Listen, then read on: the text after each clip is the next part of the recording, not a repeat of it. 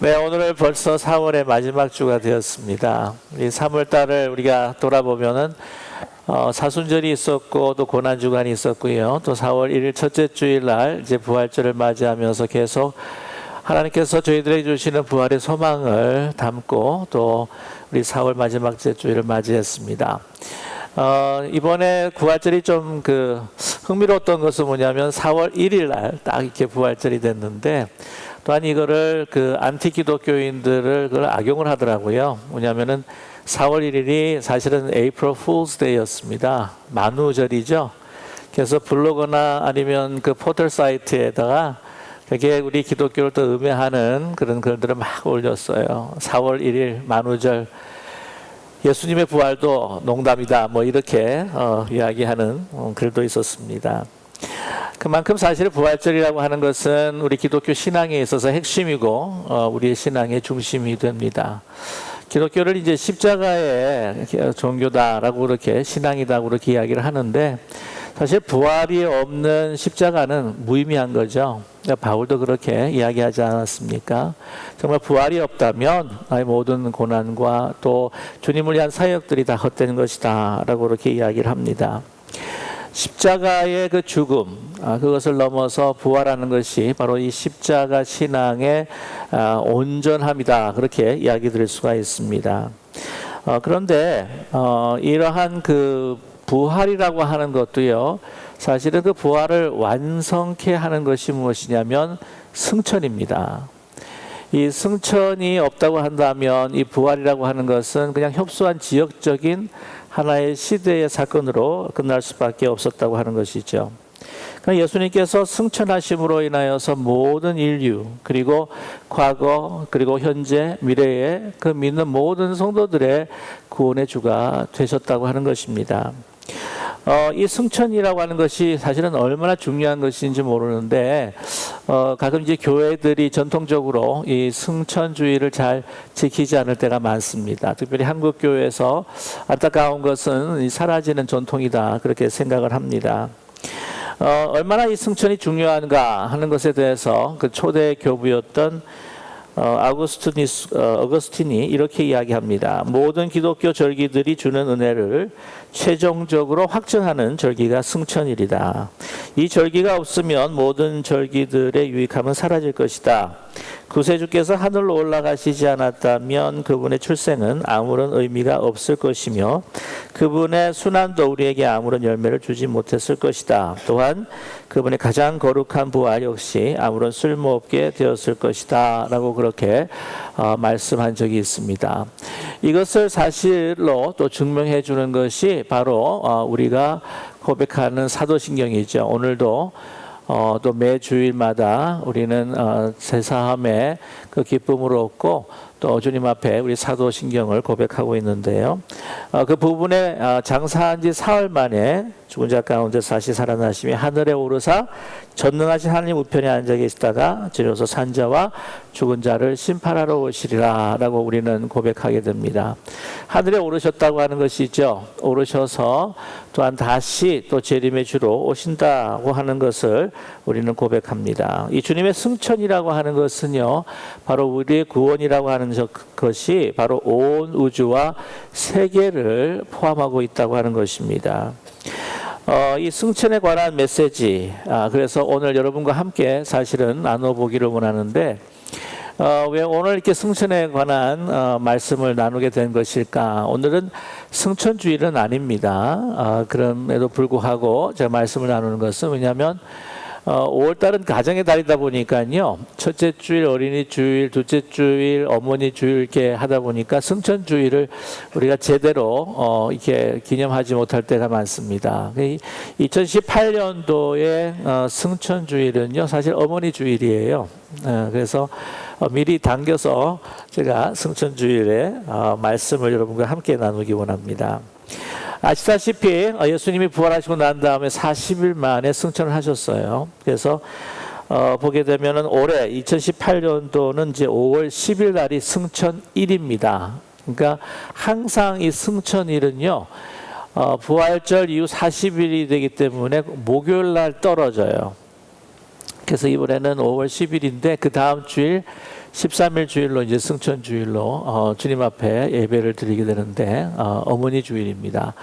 근데 이제 그 한 주간이 지나게 되면은 여러분께서 너무 잘 아시는 성령 강림 주일이 오는 거죠. 네, 그래서 그 가정의 달을 맞이하여서 성령 강림 주일 맞이할 때 교회라고 하는 가족이 태동하는 것을 또 우리가 셀러브레이션하고 또 우리가 감사하는 것이 참 의미가 깊다. 특별히 가정의 달에 의미가 깊다라고 하는 생각을 갖게 됩니다. 이제 그런데 승천주일을 스킵할 수가 사실은 없어서 여러분과 함께 또 승천에 대한 의미와 중요성을 오늘 함께 나누기를 원합니다. 왜 예수님의 그 승천이 기독교의 정말 이 중요한 그 신앙일까 하는 것에 대해서 여러분 여러 가지 또 질문을 하시게 될 텐데요. 오늘 사실 그 말씀을 나누었던 이 누가복음을 보게 되면은요, 사도행전이죠. 네, 사도행전을 보게 되면은 이 맨 첫 시작하는 것이 이제 승천으로 나옵니다. 자, 그런데 여러분 그 누가복음과 사도행전은 한 책이었다고 하는 것을 알고 계십니까?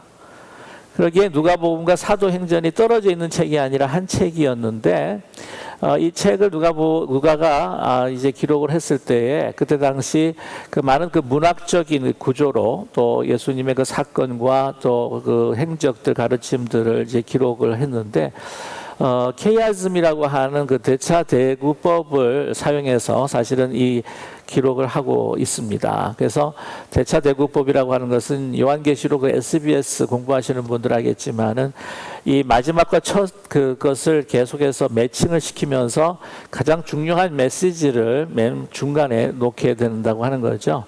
그러다 보면은 이제 누가복음과 사도행전의 가장 중간이 뭐냐면은 바로 이 누가복음의 24장 끝과 그리고 또 이 사도행전의 1장입니다. 그래서 1장을 보게 되면은 또 새로운 중간이 시작이 되는 것 같아요. 그 데오빌로 가카에게 이 글을 쓴다라고 하는 것이 누가복음 첫째 쓸 때에 그것을 반복하게 되는데 그 가장 중간이라고 할 수 있는 것이 뭐냐면은 바로 이 예수 그리스도의 승천 사건입니다. 그리고 이 승천하시면서 우리 제자들에게 또한 믿고 따르는 자들에게 주시는 그 사명문을 또한 하나님께서 예수님께서 주고 계시지 않습니까? 그래서 이 승천이라고 하는 것이 그 누가복음 사도행전 전체를 끌어서 어떻게 보면 핵심적인 또한 메시지이다라고 이렇게 말할 수가 있습니다. 누가복음을 보게 되면 또 중간에 그 9장에 보게 되면 여러분 아시는 이제 변화산의 그 사건이 일어나는데 이 변화산이라고 하는 그 사건이 사실은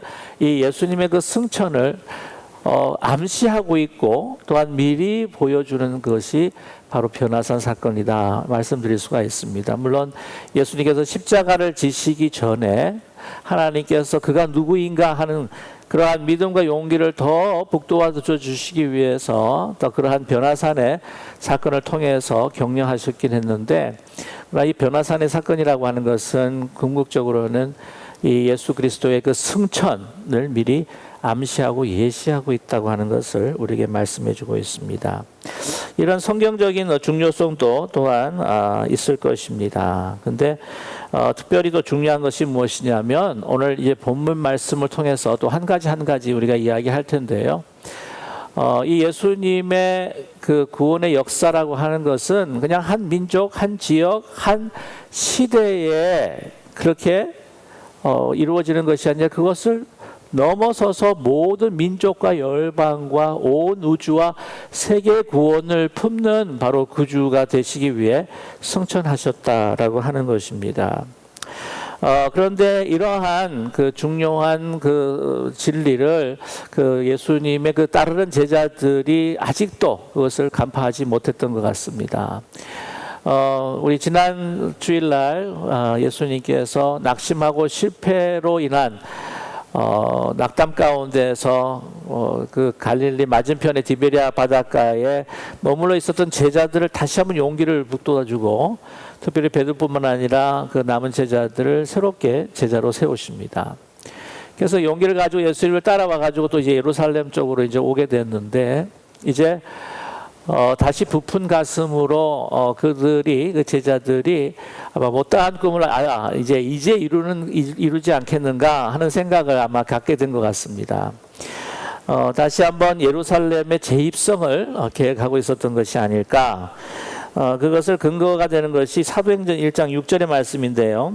그들이 예수님께 이렇게 질문합니다. 주께서 이스라엘 나라를 회복하심이 이때이니까. 이때가 아닙니까? 이때지요? 라고 하는 하나의 그 예스라고 하는 그 대답을 예상하면서 던지는 질문이죠. 이것을 레토리컬 퀘스천이라고 그렇게 이야기를 하는데, 그렇죠? 그렇지 않습니까? 라고 하는 것입니다.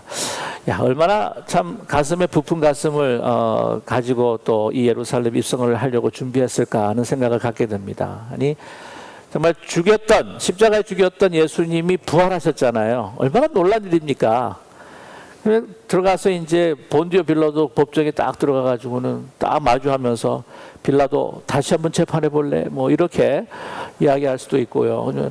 그 다음에 그 제사장들한테 가가지고 소위 이야기하는 예수님이 딱 나타나서 후! 하면 그냥 놀래가지고 다 도망가지 않을까.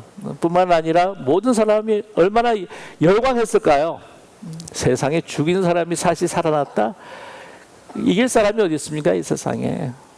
그러니까 이제는 로마 정부를 축출해버리고 새로운 다윗의 왕국을 이제 세울 때가 이제 진짜구나, 이때구나.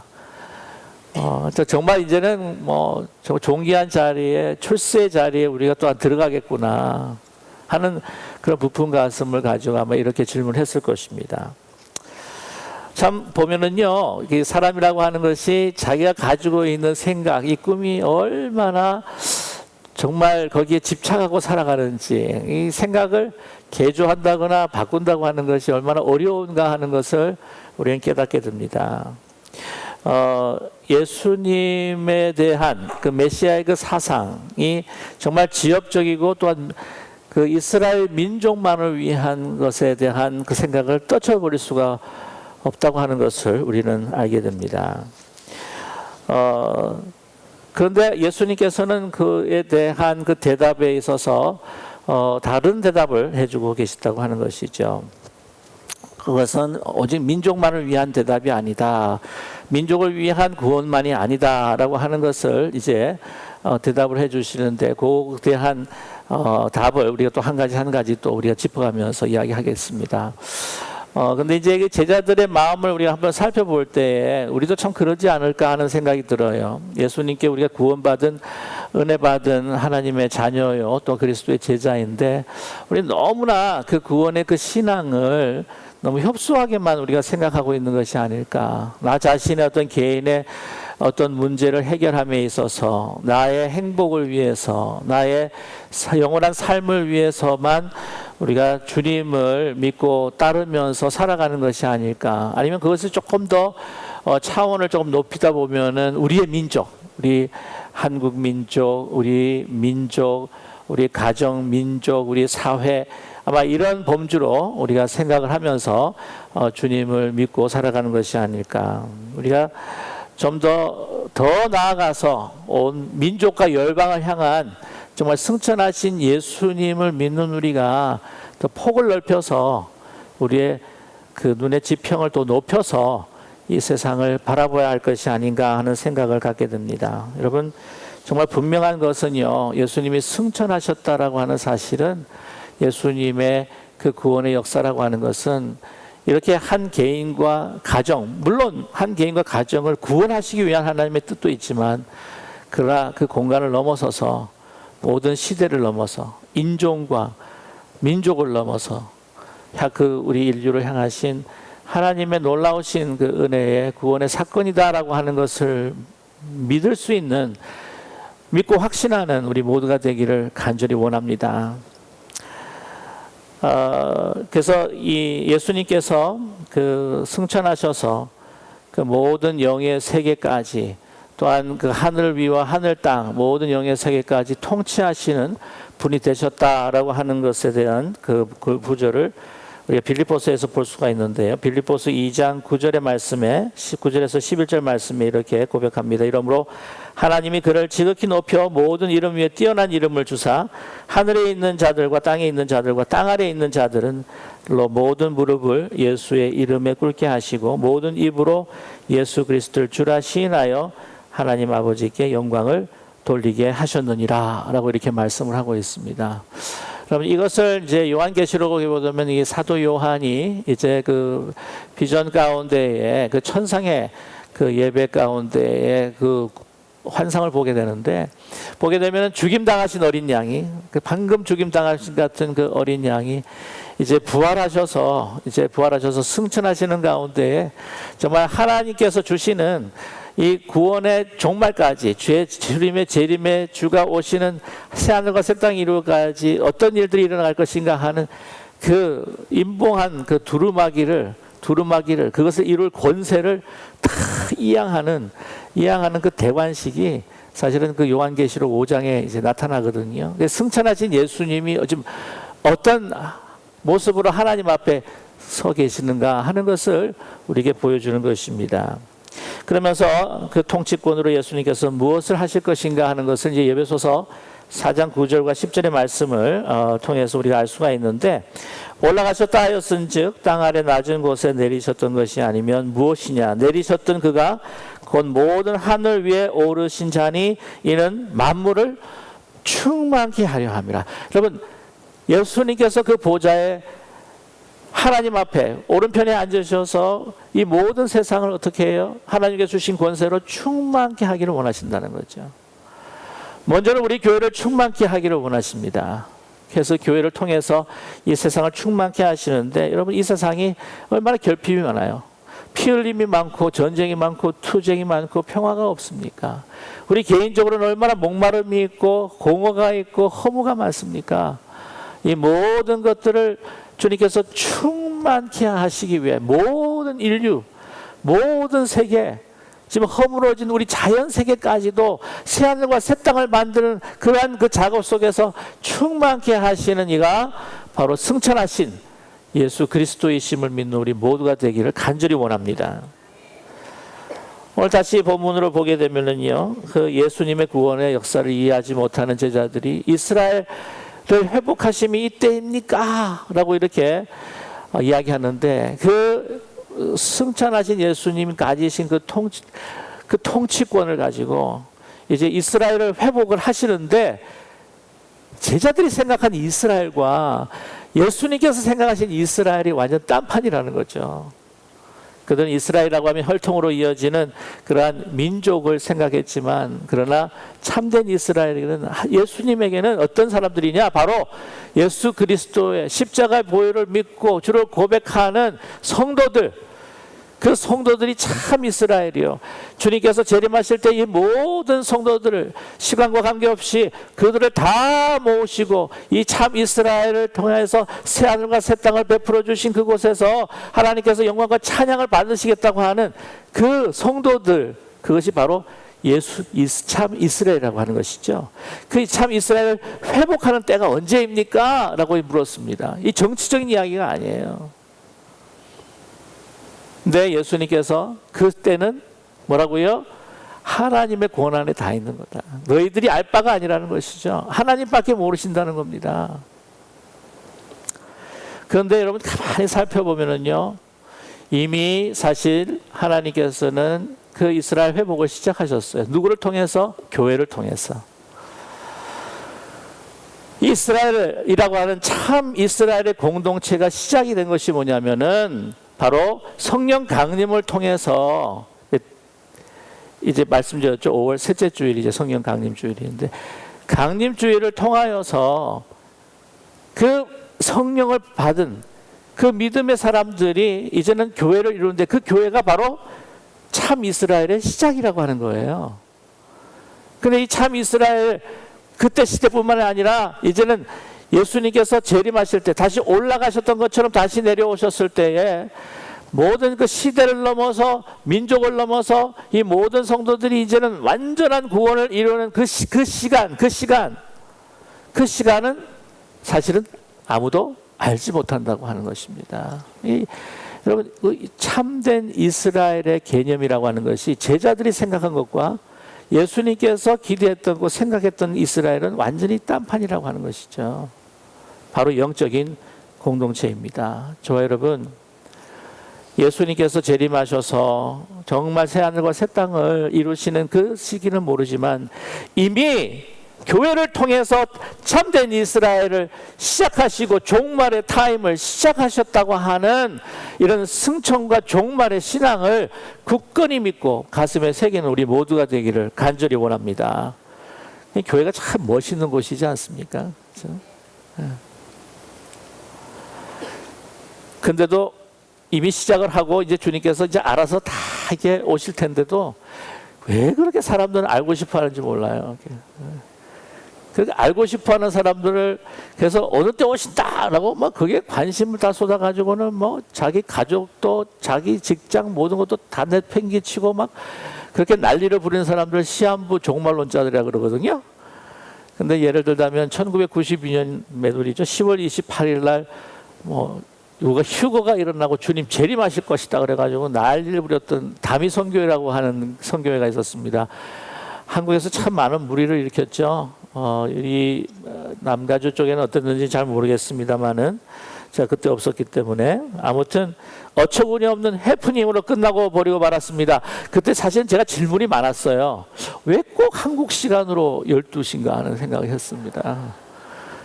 꼭 자기 한국민족이라고 하는 그 승천의 신앙을 완전히 배제해버린 그런 그 개념이 아닐까 하는 생각을 갖게 되었죠. 근데 여러분 이 말씀은 또 뭐냐면은요, 그 참된 이스라엘의 그 개념을 이제 넘어선 것뿐만이 아니라 내가 그 시간을 알 바가 아니다. 이거 모든 것은 하나님 앞에 고난으로 있다 하는 것은요, 이 모든 역사는 하나님께서 다 주관하시고 하나님께서 역사하시고 이루신다고 하는 말을 우리에게 말씀하고 계십니다. 가만 보면은요, 우리 개인적인 그 역사도요, 내일 언제 뭐가 일어날지 여러분 아세요? 아무도 몰라요. 1시간 후에 어떤 일이 일어날지 저도 잘 몰라요. 혹시 압니까? 제가 올라가다가 계단에 콱 자빠져 가지고는 이런 말을 하면 안 되는데 말이 씨가 돼서 아무도 몰라요. 그거 누가 예측할 수가 있겠습니까? 하물며 민족의 그 역사, 세계의 역사, 그걸 어떻게 우리가 주장할 수가 있겠습니까? 여러분, 서독과 동독, 그 통독이 이루어지기까지 그때 일어날 줄은 아무도 몰랐던 거예요. 그냥 어떻게 하다 보니까 사실은 되게 갑자기 일어난 것입니다. 물론 그 전에 동독과 서독이 계속해서 교류가 있었던 것은 사실이었지만, 그러나 그렇게 허무하게 베를린 장벽이 무너질 거라고 예측한 사람이 없었습니다. 그리고 한번 그 김정일이 죽었을 때에 그 북한 그를 연구하는 그 전문가들이요, 아주 뭐 난리가 났었습니다. 이제 곧 통일이 될 거라고 말이죠. 근데 그 김정 국방위원장입니까? 아주 건재하고 있잖아요, 지금요. 예. 2017년도에 초부터 아주 난리가 났었지 않았습니까? 막 핵폭탄 실험, 수소폭탄 실험, ICBM, 뭐 대륙 탄도간 실험, 뭐 그래가지고 막 세계가 다 긴장을 하고요. 막 미국을 불바다로 만들겠다고 해가지고 막 뭐 세계 평화를 위협하고 막 뜯어먹을 것 같은 이리의 모습으로 사실은 막 이렇게 위협을 했었는데 2018년도 딱 들어오면서 순해지기 시작하더니, 이 제 말은 아니고요, 아주 귀엽고 순한 강아지가 되어가고 있다고 뭐 그렇게 평가하시는 분도 있어요. 아주 어떻게 이렇게 바뀔 수가 있나. 물론 여기에는 사람들이 평가를 하면서 정치적인 이야기들을 많이 하고 있지 않습니까? 뭐 정말 예상하지 못했는데, 사실 저도 예상하지 못했는데 트럼프 대통령이 되고, 뭐 그 다음에 제재 압박 수위 높이고 막 그것도 영향이 있었다고 저는 분명히 생각을 하는데, 그러면서 어떤 뭐 중국과의 시진핑과 뭐 이야기를 했는지, 뭐 이야기하다 보니까 뭐 중국식 경제 그 이론이 좀 더 좋지 않을까, 뭐 자유 경제, 뭐 공산주의가 좋지 않을까 뭐 생각했는지도 모르겠지만, 뭐 그러면서 뭐 하여튼 남한의 그 문 대통령 정부가 들어서고 뭐 여러 가지의 영향 속에서 아마 이렇게 됐을 것이다 평가하는 분들이 아마 많을 거예요, 그죠? 그러나 그거는요, 그냥 정치적인 면으로 우리 믿는 사람은 그렇게 생각하면 안 됩니다. 그냥 이 남북 정상회담을 통해서 일단 남북 통일이 곧 이루어질 것이다, 평화 통일이 있을 것이다라고 하고 부푼 사람도 있고, 어떤 분들은 이것도 부정적으로 생각해가지고 정치적인 쇼다, 시간을 벌기 원하는 것이다. 뭐 저번에도 김일성, 그 다음에 김정일 남북 대화 또 하면서 정상들이 만나지 않았느냐. 근데 이번엔 좀 다르다. 막 긍정적인 이야기, 부정적인 이야기. 이런 것, 우리 이런 것에 너무 귀를 쏠리지 마시고요. 우리는 모든 역사를 주관하시는 하나님 앞에 기도할 따름이라고 하는 것을 믿는 우리 모두가 되기를 간절히 원합니다. 그리스도인들은요, 정치의 변화, 정세의 변화에 움직이는 사람이 아니라 오직 하나님의 역사를 기다리면서 주의 성령께서 우리뿐만이 아니라 이 세계 역사를 어떻게 움직여갈 것인가 하는 것을 기대하며 기도하는 성령의 사람이 바로 우리 그리스도인 줄로 믿습니다. 네. 그러니까 흔들리지 마세요. 네. 어떻게 하실 줄 몰라요, 사실은. 그리고 만약에 저는 분명히 저는 믿는데, 주의 재림으로 인하여서 새하늘과 새 땅을 이루시는 하나님께서 분명히 우리 역사 가운데서도 작은 새하늘과 새 땅, 분명한 평화 통일, 남북한의 통일을 이루어 주실 줄은 분명히 믿어요. 좀 아멘 소리가 약하셔요. 저는 분명히 믿습니다. 이루어 주실 거예요. 뭔가 하나님의 뜻이고 의지이기 때문입니다.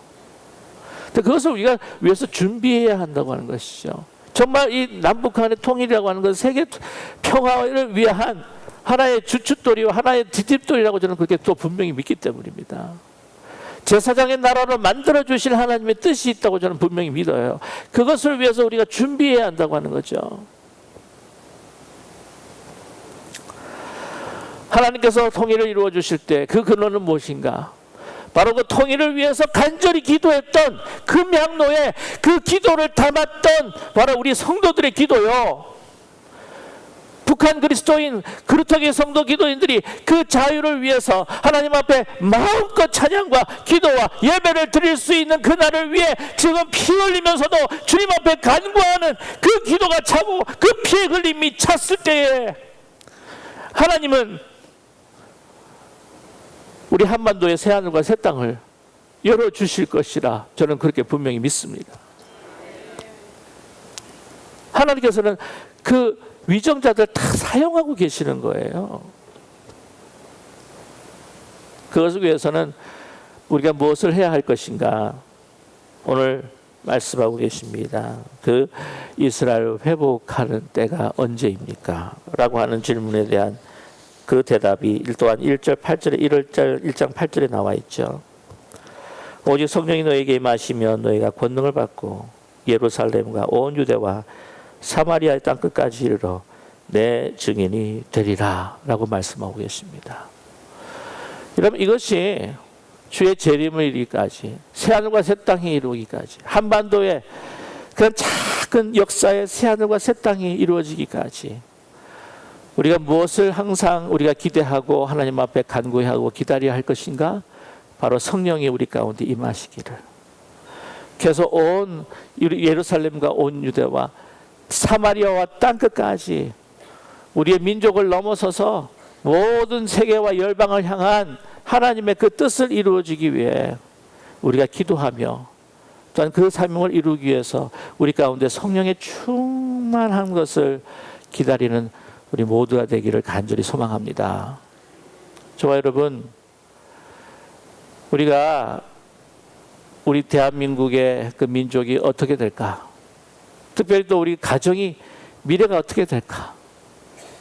또 우리 기쁜 우리 교회 걱정하시는 분들이 참 많아요. 우리 하나님께서 해주셨는데 우리 미래가 어떻게 될까? 막 보고 싶어. 어떻게 막 되고 보고 싶어. 다른 거 필요 없습니다. 우리가 오직 주의 성령이 우리에게 임하시면 우리가 권능을 받게 될 줄로 믿습니다. 그러니까 주의 사명을 다할 때에 우리는 아무것도 걱정할 것이 없습니다. 우리가 필요한 것은 어떻게 하든지 우리 기쁜 우리 교회가, 우리의 가정이, 나 자신뿐만 아니라 우리의 자녀가 정말 이제 승천하셔서 우리와 늘 함께 하시기 위해서, 그 장소와 시간을 가리지 않고 늘 함께 하시기 위해서 승천하셔서 성령의 모습으로 우리와 함께 하시는 그 주님과 함께 동행하는 것, 그 권능을 받고 그 임재와 함께 주신 귀한 복음의 사명을 다할 때, 사람을 살리고 사람을 세우는 일에 우리의 가정과 우리 교회가 헌신할 때에 저와 여러분, 우리가 예상하지 못했던 하나님의 놀라운, 크고 놀라운 역사를, 기대하지 못하고 우리가 예측하지 못했던 하나님의 엄청난 역사를 우리의 가정과 우리의 교회를 통해서 이루어 주실 줄로 분명히 믿습니다. 그러니 오늘 주신 그 말씀 붙들고 승천하신 그 주님이, 부활하신 예수 그리스도께서 성령으로 우리와 함께 하시기를, 우리와 함께 하신다고 하는 믿음과 더불어 늘 함께 하시기를 우리가 간구하며, 그 능력과 권능으로 죽임당하신 어린 양에게 대관식으로 그 모든 권세를 이양하신 그 권세가 함께 하시는 예수 그리스도를 통해 우리에게 주어지시는 것을 간구하고 바라고 주님 앞에 헌신하는 우리 모두가 되시기를 주님의 이름으로 간절히 축원합니다. 그래서 여러분, 남북 통일도요, 경제적인 통일, 정치적인 통일은 진정한 통일이 아니에요. 마음이 통일이 되기 위해, 여러분 복음으로 통일시키기 위해 여러분 우리를 준비할 수 있는 우리 모두가 되시기를 주님의 이름으로 간절히 축원합니다. 기도하겠습니다. 사랑의 하나님 아버지, 은혜를 감사합니다.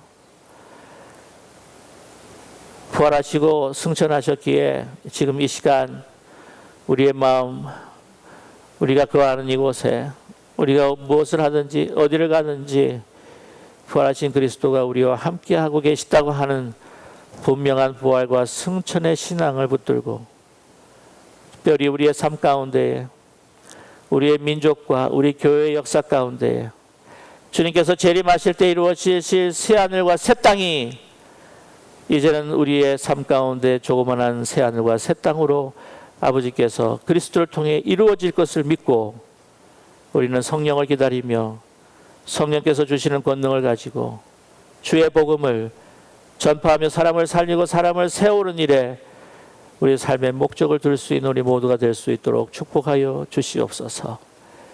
그럴 때 기쁜 우리 교회를 통해, 우리 가정을 통해 세계를 향한, 민족을 향한, 우리 사회를 향한 하나님의 구원 역사를 펼쳐 주실 것을 우리는 믿습니다. 이 믿음과 또한 확신을 가지고 살아가는 우리 모두가 될 수 있도록 축복하여 주시옵소서. 예수 그리스도의 이름으로 감사드리며 간절히 기도드립니다. 아멘.